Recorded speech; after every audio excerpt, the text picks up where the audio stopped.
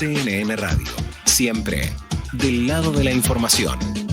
Seguimos en CNN Radio Rosario, esto es con sentido común. Les venimos diciendo desde hace bastante tiempo que el tema de la lucha contra la inseguridad y contra el narcotráfico y con todo lo que eso trae aparejado, en gran parte tiene que ver con la decisión política, de hacer las cosas y hacer las cosas bien. Muchas veces nosotros nos preguntábamos cómo puede ser posible que si el 90% de las instrucciones de aprietes, balaceras, extorsiones sale de la cárcel, ¿cómo puede ser posible que no se vaya corriendo a las cárceles federales o provinciales y se tomen medidas y se termina el problema, ¿no? Parece de sentido común. ¿Cómo puede ser que haya cámaras instaladas que no funcionan? O que si funcionan no tienen la suficiente fidelidad como para ver caras o patentes o modelos de motos o de autos, ¿no? Es decir, y hay 100 preguntas atrás de eso. Bueno, pese a todo eso, hay un grupo de fiscales que le está metiendo una garra bárbara al tema y avanzan en las investigaciones. Da la impresión también que 10 días a esta parte pudiera empezar a verse un poquito esa decisión política en algunas cosas que ha hecho la gobernación y que ha hecho la intendencia. Por ejemplo, poner en agenda el tema de la inseguridad y salir de las declaraciones de forma nada más y de los relatos. Da la impresión. En ese sentido, parece bueno esta presentación que se ha hecho en Rosario la semana pasada de una brigada especializada, específica y dedicada a todo el tema amenazas, balaceras, extorsiones, para trabajar, entiendo yo, ahora lo vamos a ver, en sintonía directa con los fiscales de esa especialidad, por llamarle de alguna forma. Es por eso que ahora vamos a conversar con el doctor Pablo Soca, que es fiscal provincial, justamente de la unidad de balaceras, para que nos cuente un poquito cómo toman ellos esta presentación y cómo van a trabajar de acá para adelante. ¿Qué tal, Pablo? ¿Cómo va? Buen día, Marcelo Fernández, mucho gusto. ¿Qué tal, Marcelo? Buen día, ¿cómo están? Buen día a toda la audiencia. Muy bien, por suerte, muchas gracias. Bueno, esto me parece que en principio es una buena noticia, ¿no? Que va a haber una área específica de la policía que va a trabajar, o se crea un área específica de la policía para trabajar directamente en este tema. Sí, Marcelo, esto es importante, esto sin dudas que tendría que haber pasado hace un tiempo, así Sí. como la Fiscalía creó su propia unidad de balaceras y extorsiones hace casi 2 años, hoy la policía entiendo yo que se acomoda a la realidad, a esta nueva realidad de nuevas modalidades delictivas, ¿no? Todo lo que tiene que ver con las extorsiones y las balaceras que se organizan desde la cárcel, ¿no? Esto, había brigadas en la policía, pero ninguna de ellas dedicada específicamente a trabajar esta temática. Entonces, esto me parece relevante, me parece que es importante no solamente para la unidad fiscal de balaceras de la Fiscalía, sino para todos los fiscales que están de turno, porque nosotros no somos los únicos fiscales que tomamos el caso de balaceras o extorsiones. Nosotros, por ahí, el objetivo de la unidad es profundizar algunas investigaciones que tienen que ver cuando la balacera se produce en un contexto de una banda, cuando se repite una modalidad en una zona, en un barrio, pero en realidad todos los fiscales de turno que están diariamente necesitan o necesitaban, y por suerte ahora existe, esta brigada que desde el inicio tome la investigación, desde el inicio y hasta el final. Esto es importante. Uh-huh. Esta brigada son 25 personas, ¿no es cierto?, que están dedicadas específicamente a esto, como vos decís, toman desde el principio hasta el final. Ahora, Pablo, ¿cuántas balaceras hay en Rosario por semana, si se pudiera hacer alguna estimación? Nosotros no tenemos el número preciso, pero yo más o menos estimo que entre 5 y 10 balaceras por día hay siempre, reportes de incidencias al 911 de personas que escuchan disparos de arma de fuego. Algunos de esas actuaciones se judicializan o existen actuaciones policiales, porque muchas veces por ahí la gente escucha disparos de arma de fuego, un móvil de la policía va al lugar y no ve nada, y eso está fuera de la estadística, digamos. Entonces, o sea, podrían ser más incluso, ¿no? Y eso sin contar las balaceras que derivan en un homicidio o en un herido de arma de fuego, eso también está fuera de la estadística. Te estoy hablando solamente la clásica balacera que pasan dos en moto y tiran tiros contra el frente de una vivienda o de un local comercial. Solamente eso, sin contar lo otro. ¿En qué circunstancias entonces ustedes, comunidad de fiscales específica y especializada en balaceras, actúan? ¿En cuáles de todas ellas? Nosotros en todas terminamos interviniendo. Lo que sí nosotros notamos desde el inicio de la creación de la unidad de balaceras, que cuando nosotros empezamos, las balaceras generalmente se daban entre bandas narco, ¿no? Entre disputas de bandas que se disputaban un territorio y dirimían ese conflicto a los balazos. Hace un tiempo, el año pasado, empezó la balacera como modalidad extorsiva, es decir, gente que desde la cárcel, organizada desde la cárcel, empezaba a extorsionar a comerciantes, a trabajadores, a personas de bien, bajo la clásica frase plata o plomo, a cobrar protección, ¿no? ¿Protección de quién? De ellos mismos. Y esta balacera se producía como la concreción de una amenaza al comerciante que no pagaba, a modo de infundir temor no solo a ese comerciante, sino a todos los comerciantes del barrio, que empezaban a ser extorsionados sistemáticamente y, lógicamente, ante el temor de que una de estas balaceras vaya dirigida contra ellos, empezaron a pagar, ¿no? Entonces, antes era como una disputa narco y ahora es al comerciante, y eso nos preocupa más, sin dudas, ¿no?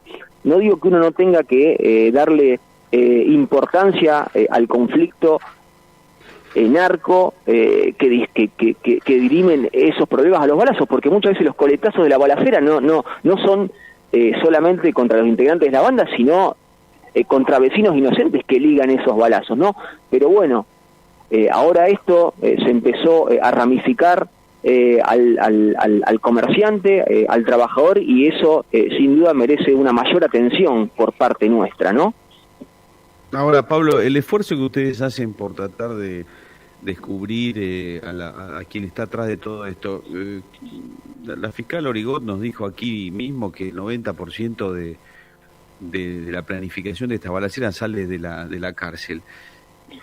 ¿Ustedes con qué ánimo siguen investigando si saben que yendo a controlar las cárceles federales o provinciales, las que fueren, podría este delito bajarse muchísimo?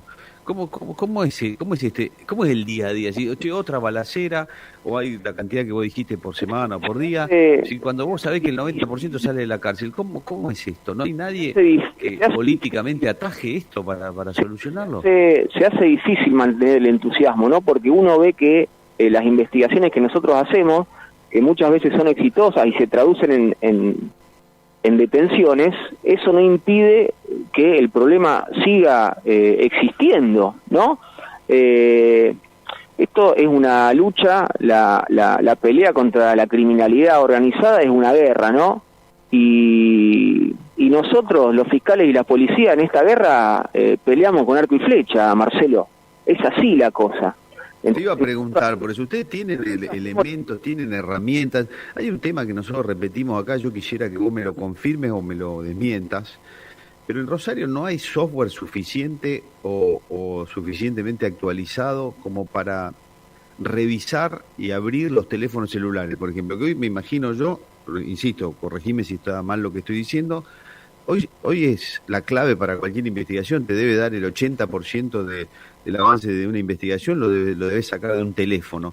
¿Puede ser posible que a esta altura del partido y con el contexto que tenemos no haya software actualizado para abrir teléfono en Rosario? ¿Eso es verdad o es mentira? Hay software, algunos están actualizados, pero no todos permiten descifrar o abrir, digamos, en lo que tiene que ver con la pericia informática, todos los teléfonos. Muchas veces nosotros tenemos que mandar a Buenos Aires, tenemos que mandar a otras provincias teléfonos, y no te estoy hablando de iPhone, te estoy hablando de un Motorola, de un Samsung. Muchas veces la sección análisis digital del organismo de investigaciones no cuenta con el software para abrir estos teléfonos, y tampoco contamos con mucho personal capacitado ni que sea idóneo en lo que tiene que ver con personas que sean analistas en sistemas o ingenieros en sistemas. Muchas veces son policías que se los capacita de alguna manera para aprender este software, y lógicamente eso no es lo ideal en una ciudad como Rosario, digamos. O sea, digamos, Rosario es una de las ciudades más violentas del país, y nosotros deberíamos tener la mejor sección perilla informática de la Argentina, deberíamos tener la mejor sección balística de la Argentina, y ya sabemos lo que pasó con balística. Teníamos un policía que vendía armas que supuestamente estaban en el depósito, un depósito que era prácticamente un basurero. Entonces, esto se está tratando de cambiar. Se intervino en la sección balística por parte del doctor Ederi, del doctor Echapapietra. Esto es positivo, que se visibilice de alguna manera, ¿no? Porque lo que no se visibiliza no se advierte. Entonces es importante hacer notar esto para que las cosas cambien. Y esas cosas generalmente dependen de la política, no del esfuerzo nuestro como fiscalía, del grupo de personas que nosotros tenemos, no depende de otras agencias del Estado, que son las que nos brindan apoyo en estos temas. Ahora, Pablo, vos lo que nos estás contando es dramático, ¿no? Porque da la impresión de que estamos hablando atrasada de hace un año, Marcelo. Nosotros tenemos lista de teléfono que hace un año que no tenemos los resultados. Y es así. O sea, ustedes han pedido pericias que hace un año y todavía no tienen el resultado porque la tuvieron que mandar afuera. O la tuvimos que mandar afuera, o las tienen acá y no... La tienen acá y no la resuelven. No se resuelve porque no cuentan con la capacidad, Marcelo, porque están colapsados, porque hay Ahora parece el Estado, Pablo, tiene todos los elementos a su alcance, tiene plata, tiene cantidad de personal, tiene un montón de cosas como vos decís, para tener específicamente en Rosario lo mejor de lo mejor. Ahora vos me decís, en el tema de armas tenían un almacén que parecía más un basurero que un almacén. Después no hay software suficiente. Después tengo entendido que las cámaras, la mitad de las cámaras no andan, por ejemplo, o si andan no se ve nada, o se ve muy poco. Las cámaras se ve una imagen borrosa, digamos, no es nítida, digamos. Uno puede ver un auto y a lo mejor descifrar con suerte la marca y el color, pero digamos, por ahí la patente no se ve, y lo mismo la fisonomía de una persona, la cara de una persona tampoco se ve nítidamente, digamos. Por ahí sirve como para dar una imagen o una evidencia de contexto, pero no una evidencia directa contra alguien, ¿no? Sí, hay cámaras que no... Y te hablo de las que funcionan, ¿no? Sin contar las que no funcionan. Uh-huh. Bueno, todo esto que estamos hablando en realidad es decisión política para hacer las cosas bien. Hablamos de las cárceles, sale la balacera de ahí, hablamos del almacenamiento de las armas que están decomisadas, hablamos de las cámaras, hablamos de personal capacitado, hablamos de software. Como ustedes ven, estamos hablando de cosas de organización, de poca plata y de decisión política, en definitiva, que le daría a los fiscales muchas más herramientas y elementos y motivación para seguir trabajando. Pero esto es casi, Pablo, un esfuerzo humano personal o en todo caso grupal de ustedes, pero como vos decís, con arco y flecha prácticamente. Y sí, la verdad que es difícil para nosotros, muchas veces es un trabajo casi artesanal, ¿no? Es complicado, Marcelo, la verdad que está difícil la situación, cada vez hay más delitos, cada vez hay más bandas, digamos, vinculadas a la criminalidad organizada. Las detenciones y las imputaciones que nosotros hacemos en nuestras investigaciones no detienen el fenómeno. Cada vez nos damos cuenta que la investigación de una balacera, de una extorsión, casi siempre proviene de la cárcel, y mientras no se impida el ingreso de celulares a las cárceles, esto va a seguir pasando. Es así. Pablo, esta brigada nueva que se ha formado, ¿cómo va a trabajar con ustedes? ¿Va a depender de ustedes o no? No, la brigada está en el marco de lo que es la estructura interna de la Agencia de Investigación Criminal, la AIC. La ICE. O sea, la AIC tiene varias divisiones, varias brigadas que antes, digamos, formaban parte de una estructura que investigaba cualquier tipo de delito, digamos, quizás una brigada de turno, un grupo de policías, en un mismo día participaba de una balacera, iba al lugar del hecho de una balacera, iba al lugar del hecho de un robo en un comercio, iba al lugar del hecho de un robo en una vivienda, ¿no? Y ahora ahora no, y ahora lo que vamos a hacer es que un solo grupo de personas se dedique específicamente a la extorsión y a la balacera. Eso va a haber un grupo de 25 personas que van a hacer turnos rotativos diarios para participar en todos estos hechos, en permanente consulta con la Fiscalía, no solo con los fiscales que estén de turno, sino después cuando nosotros, comunidad de balacera y extorsión, tomemos la investigación. Así que eso es importante. Pablo, puertas adentro de el Ministerio Público de la Acusación, ¿qué cosas estarían faltando? ¿Qué elementos? ¿Tienen gente? ¿Tienen equipos técnicos? ¿Qué les estaría faltando? Nosotros, obviamente, los recursos son escasos y las demandas son ilimitadas, ¿no? Eso es un clásico en lo que tiene que ver con el mundo penal. Bueno, no solo con el mundo penal, entiendo yo, con el mundo judicial, ¿no?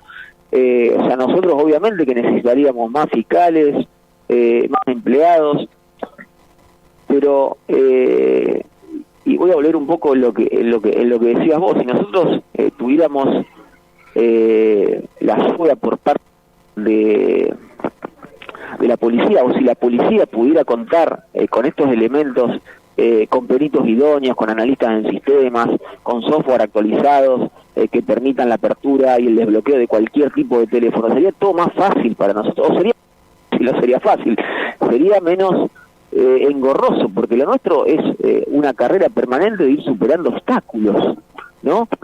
Así todo, creo que hacemos lo que podemos, creo que lo hacemos bien, hemos demostrado, hemos hecho investigaciones exitosas, hemos desbaratado bandas criminales. Obviamente que no alcanza, ¿no? Pero para nosotros, sin dudas, no solamente sería fortalecer los recursos propios de la Fiscalía, sino de la policía, que son los que trabajan para nosotros. La policía no es un rival acá, la policía trabaja para la Fiscalía. Nosotros, por eso es importante, no solamente dotar de recursos a la Fiscalía, es dotar de recursos a la policía, que son las personas que trabajan con nosotros. ¿Se entiende? Sí, perfectamente. Pablo, me gustaría hablar después, probablemente en otra conversación, de qué encuentran del otro lado de las balaceras. Me puedes a lo mejor hacer ahora un pequeño anticipo, ¿no? Se conducen, se dirigen o se organizan desde las cárceles, pero ¿quiénes son los que ejecutan eso? ¿Son bandas sofisticadas? ¿Son personas sueltas? ¿Son jóvenes? ¿Son experimentados? Tírame el título o la primera respuesta de lo que me gustaría sea después otra charla más dedicada a eso. Las personas que tiran tiros generalmente están en uno de los escalafones más bajos de la estructura, tiran tiros por 5.000 pesos, por 10.000 pesos. Son soldaditos intercambiables y fungibles. Que incluso, como te dije antes, el encarcelamiento de este tipo de delincuentes no impide que al día siguiente ya haya otro soldadito que pasa del banco suplente a jugar en el equipo titular. O sea que es lo que pasa, que eso tiene más que ver con el trasfondo de la pobreza que hay en la sociedad, ¿no? Porque la pobreza estructural de alguna manera este sector de la sociedad más vulnerable, de alguna manera se preste a estas actividades delictivas que le da mucha rentabilidad. Vos pensás que un soldadito que tira tiros para una banda renombrada, yo pienso que se pone contento por formar parte de esa banda, porque desde que forma parte de la banda y tira tiro para la banda, tiene plata, tiene reconocimiento, tiene ropa nueva, tiene auto nuevo, tiene moto nueva, las chicas del barrio le dan más bola que antes. Entonces, sus familias vienen de generaciones de delincuentes, alguien de 15 años, 16, 17, tiene el padre de 35, 40 que es delincuente, nacieron en ese contexto. Esto va más allá de la cosa de la investigación que puede hacer un fiscal, ¿no? Sí, entiendo perfectamente. El último eslabón es el soldadito, un muchachito joven, que por 5.000 pesos tira tiro. Arriba de ese último eslabón, la banda tampoco parece lucir muy sofisticada, Pablo. No, y aparte, Marcelo, lo que te quería decir, que estos pibes no... A ver, sí, lo que tiene... No son bandas sofisticadas, ¿no? Porque uno con un poco de esfuerzo termina descubriendo qué pasó, pero como te dije, uno descubre qué pasó, pero no impide que continúe, digamos, el funcionamiento de la asociación ilícita. O sea, uno la va debilitando, pero siempre tienen gente a quien llamar para continuar con sus actividades ilícitas, digamos. La detención de las personas lo que hace es más gente en la cárcel, y los pibes de 15, 16 años, como vos decías, nosotros como fiscales lo agarramos recién a los 18, pero a lo mejor tiene 5 años tirando tiros, ¿no? Y haciendo daño en la sociedad. Pero nosotros recién los podemos encarcelar cuando tienen 18 años. Lo entiendo perfectamente. Sí, lo entiendo perfectamente. Pablo, ha sido interesantísima la conversación y todo lo que nos dejaste. Yo te felicito a vos y a todos los que están metiéndole con mucha garra a esto. Yo diría que con más garra que ningún otro sector, ¿no? Porque no se ve lo mismo en otros sectores. Probablemente una parte de la policía sí, otra parte de la policía juega para el otro equipo, pero una parte de la policía también le puede estar poniendo algo de garra. Te vamos a volver a llamar porque tenemos 200 preguntas más para hacerte, no te queremos sacar más tiempo por ahora, Pablo. Bueno, gracias, Marcelo. Un saludo para todos. Gracias a vos, te mando un abrazo. Adiós. El doctor Pablo Soca, que es fiscal provincial dentro de la unidad de balacera, llamémosle así, nos ha dicho un montón de cosas que ratifican, que confirman lo que nosotros les venimos diciendo desde hace tanto tiempo, ¿no? Nosotros tenemos frente a la sociedad rosarina bandas que son primitivas, no son sofisticadas, no son complejas. El tema es complejo, pero las bandas son bastante primitivas. A tal punto que finalmente los que tiran tiros son unos jóvenes de muy pocos años, de 15, 16, 17, 18, que por 5.000 pesos tiran tiros. Fíjense ustedes también que de este lado, quienes tendrían que defendernos, permiten que desde las cárceles se organicen todo este tipo de ataques, ¿no? Balaceras, extorsiones, aprietes.